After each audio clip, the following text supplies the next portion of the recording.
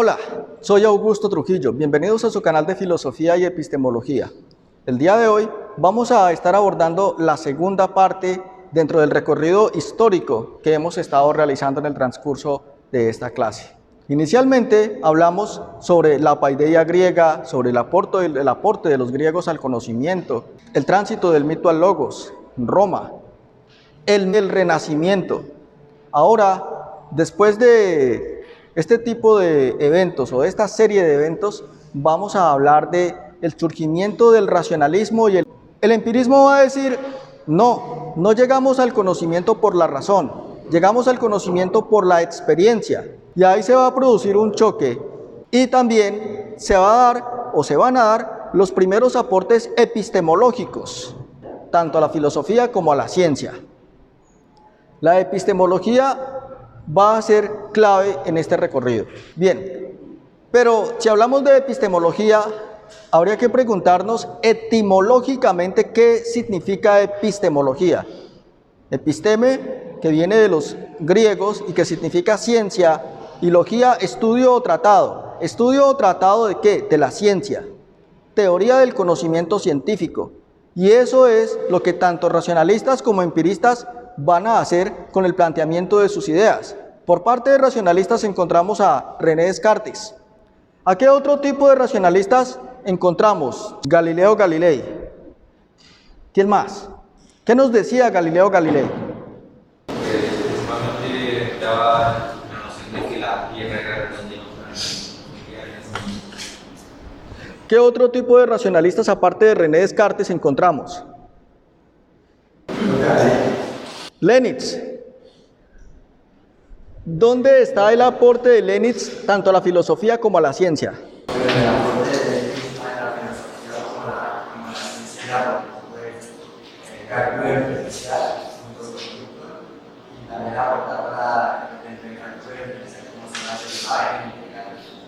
Derivadas e integrales.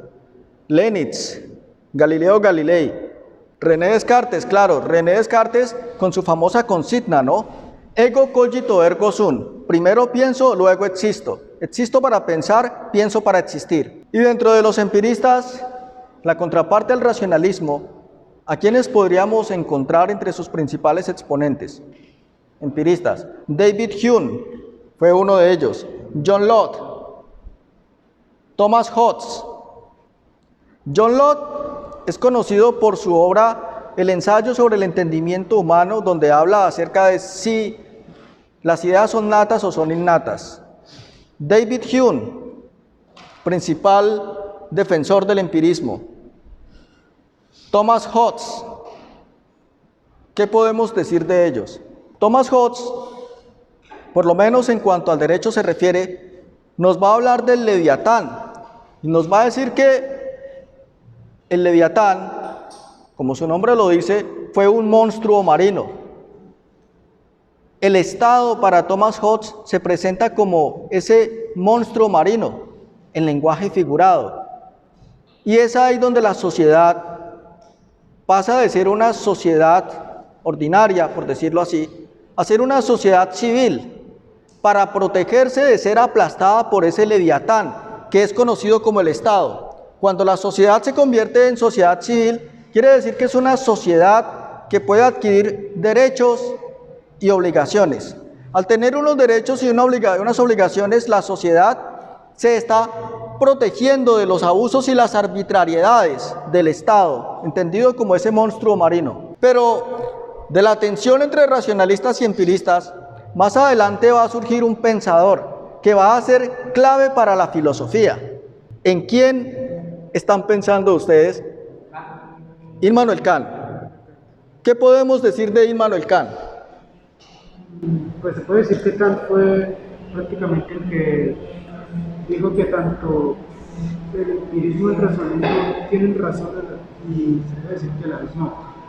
¿Por qué? Porque la pelea entre estos dos prácticamente decía que solamente o se puede ir en base a la razón o en base a la experiencia de lo que se consumiera.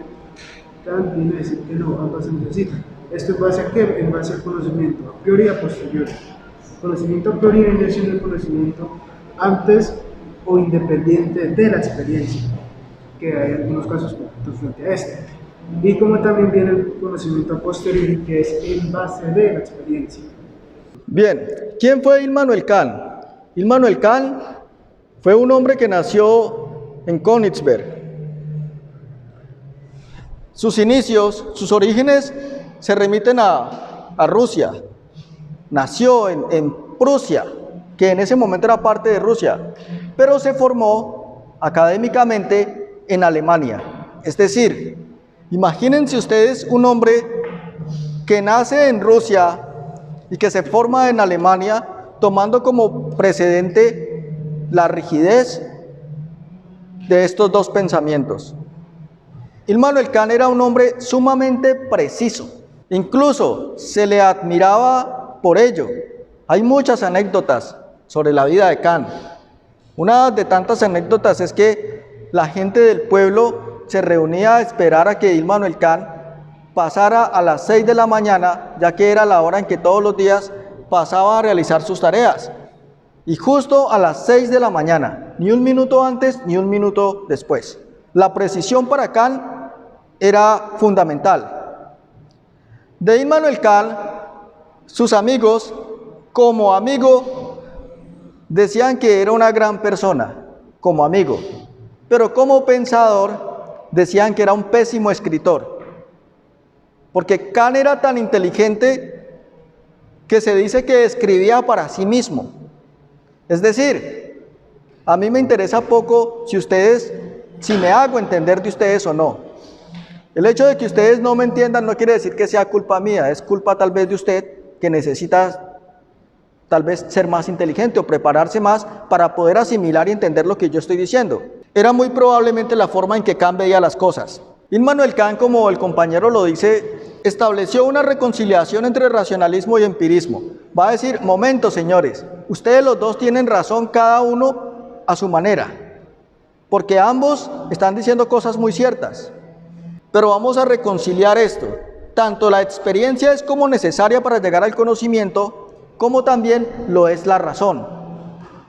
Y entonces, el método científico de Immanuel Kant va a estar en la crítica del juicio. Su aporte epistemológico está en la crítica de la razón pura, la crítica de la razón práctica, la crítica del juicio y la metafísica de las costumbres. La crítica de la razón pura fue prácticamente la teoría del conocimiento, 100% epistemología. Y la crítica de la razón práctica va a abordar los temas de la moral. La metafísica de las costumbres también va a abordar los temas de la moral, pero orientados hacia el derecho. ¿Qué nos dice entonces Immanuel Kant en la crítica de la razón pura? En ese aspecto epistemológico que él va a analizar. Immanuel Kant nos va a hablar de que existen dos tipos de juicios: los juicios analíticos y los juicios sintéticos. Los juicios analíticos para Immanuel Kant no aportan nada al conocimiento, pero los juicios sintéticos sí aportan al conocimiento. Los juicios analíticos prácticamente para Kant es como cuando uno dice cosas que no logran ningún tipo de trascendencia en el conocimiento, como por lo menos ¿cuál? ¿Qué podríamos decir que se configure como un juicio analítico? Por lo menos hablemos de una persona con problemas de calvicie. Un calvo no se puede peinar. Eso es algo evidente, algo obvio. Pero un juicio sintético, un calvo está utilizando una peluca. De ahí sí se puede derivar conocimiento, porque necesitamos que el calvo use esa peluca. Está usando esa peluca. ¿Por qué la está usando? ¿Para qué? Y a partir de ahí ya podría haber un juicio sintético, porque podemos producir conocimiento. Los juicios sintéticos para Immanuel Kant se van a dividir en juicios sintéticos a priori y juicios sintéticos a posteriori. Los juicios sintéticos a priori quiere decir antes de la experiencia. ¿Y antes de la experiencia puede haber conocimiento? No. Necesitamos los juicios sintéticos a posteriori. Después de tener una experiencia es donde se da el conocimiento.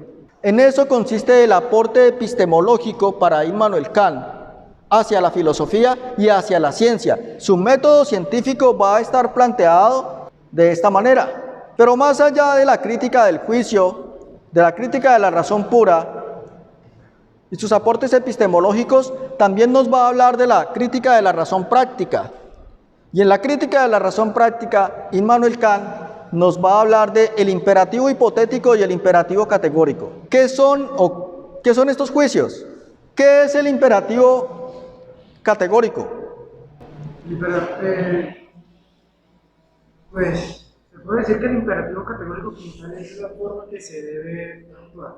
Ya en la crítica de la razón práctica él mismo lo dice. El imperativo categórico es cómo yo actúo o de qué manera actúo. Actúo de tal manera que mi forma actual se vuelve un principio y este principio se vuelve universalidad y por ende se puede aplicar para todos y cada una de las personas. Por su parte, el imperativo hipotético es cómo actuar frente a diferentes posiciones o acciones que llegan a ocurrir. Por ejemplo, en el caso que yo tenga que decidir algo o de dar un juicio ético frente a algo, ahí ya se utiliza como tal ese imperativo hipotético. Sí, efectivamente el imperativo categórico, Immanuel Kant nos va a decir, el imperativo categórico obra de tal manera que tu conducta se convierta en una máxima universal y esta máxima universal a su vez en un principio. Es más, algo como autónomo, ¿no? No dependía de una religión, no dependía de ningún tipo de ideología. Entonces, pues, esto era, bueno, quería como tratar de regir un poco el comportamiento humano, pues, por esta manifestación. Claro, y cuando Immanuel Kant habla de el comportamiento humano como algo autónomo, ahí cabe la premisa de Kant, sapere aude, atrévete a pensar por sí mismo, atrévete a pensar, a tener la madurez de tomar tus propias decisiones. No importa la edad que usted tenga, usted ya debe tener una madurez de pensamiento. Eso es lo que nos dice Immanuel Kant. Atrévase a tener una posición clara, crítica, o como decimos los colombianos, no coma cuento, pero para no comer cuento tenemos que aplicar la autonomía de nuestra voluntad, la madurez de nuestro pensamiento. La crítica de la razón práctica plantea estos dos juicios. El imperativo categórico, obra de tal manera que tu conducta se convierta en una máxima universal y esta a su vez en un principio. Y el imperativo hipotético. ¿Qué es el imperativo hipotético? ¿Qué nos dice Immanuel Kant? Obrar en base a las situaciones. Obrar en base a las situaciones. ¿De qué manera? De manera que se pueda dar el bien. Todo frente a la ley natural que es la búsqueda del bien o la búsqueda de la felicidad. Esto principalmente sería ya sea juicios éticos o morales, porque hay una diferencia entre la moralidad y la ética. La moralidad es un saber práctico, mientras que la ética es un tipo muy diferente de saber, es más al estilo teórico. La moral como tal le obliga a uno a actuar en base a, o en base a qué, mientras que la ética es reflexión frente a la moralidad, que es reflexión frente a cómo actúe en base a qué. Entonces es más o menos así lo que habla del imperativo hipotético. La parte del hipotético tiene que ver más con la parte de entender el fin o la metodología. Y para esto sería como la aplicación de métodos científicos. Es como algo que se me ayuda para entender. De una manera o a través de un ejemplo mucho más práctico sobre el imperativo hipotético. Bueno, por ejemplo, así el imperativo hipotético puede ser como: yo quiero aprender a nadar, pero para aprender a nadar tengo que tomar los medios necesarios para poder aprender a nadar. Para poder hacerlo. Claro, ¿cuál es el fin? Aprender a nadar. ¿Y cuál es el medio? Pues tengo que hacer un curso para que pueda aprender. Yo quiero aprender a manejar carro. ¿Cuál es el fin? Tener mi carro para, bueno, por varias razones, por razones de utilidad, de transporte, de placeres, de comodidades. Ese es el fin, tener el carro. ¿Pero cuál es el medio? Pues que tengo que hacer un curso de conducción para aprender a manejarlo. Después de Immanuel Kant, bueno, ya hemos hablado sobre racionalistas y empiristas, la reconciliación que establece Immanuel Kant entre racionalismo y empirismo y su aporte científico, tanto a la filosofía como a la ciencia. Aparece otro hombre que va a ser clave para la filosofía. Y este hombre ¿Quién creen ustedes que pueda ser? Hegel. La filosofía de Hegel es muy compleja. Aún desde para un estudiante de primer semestre o una persona que apenas está interesada en aprender sobre Hegel, tanto para una persona que ya tiene niveles de conocimiento mucho más elevados. La filosofía de Hegel es compleja, pero vamos a tratar de dar una breve idea sobre en qué consiste el pensamiento hegeliano. Hegel parte de la premisa de que todo lo real es racional y todo lo racional es real. ¿Qué quiere decir eso? Está poniendo como fuente de esta relación una filosofía entre sujeto-objeto. En algún momento les decía, la filosofía es una disciplina que da cuenta, del mundo como del sujeto que piensa el mundo. Y cuando Hegel dice de que todo lo real es racional y todo lo racional es real, ¿qué nos está diciendo? Lo voy a plantear de esta manera, por lo menos para ustedes que son estudiantes de ingeniería. Tenemos un computador. Ese computador da las órdenes a todos los demás computadores. Pero ese computador que da las órdenes a los demás computadores también necesita entenderse a sí mismo. Ahí estamos hablando entonces de la realidad, del espíritu objetivo. El espíritu objetivo, el espíritu subjetivo en Hegel, es decir, una conciencia que se plantea como algo real, pero que dentro de esa realidad se ve obligada a pensarse a sí misma. Es decir, este computador que da órdenes a los otros computadores, digamos que es el computador central, necesita dar órdenes a los otros computadores y asimismo entenderse en su propia realidad a sí mismo. Es decir que para Hegel la relación que tenemos con el otro es necesaria. Esta relación es necesaria. A partir de Hegel es donde entendemos todo esto de la importancia de la filosofía de la diferencia. Es que el otro es necesario porque yo necesito reconocerme en él. Esa conciencia de la que nos habla Hegel es una conciencia del reconocimiento, pero esta es una conciencia que se reconoce a sí misma. ¿Y se reconoce a sí misma dentro de qué? Dentro de la historia. Para Hegel, la respuesta a la pregunta ¿qué es la filosofía? Una pregunta tan compleja como esas, está dentro de la misma historia de la filosofía.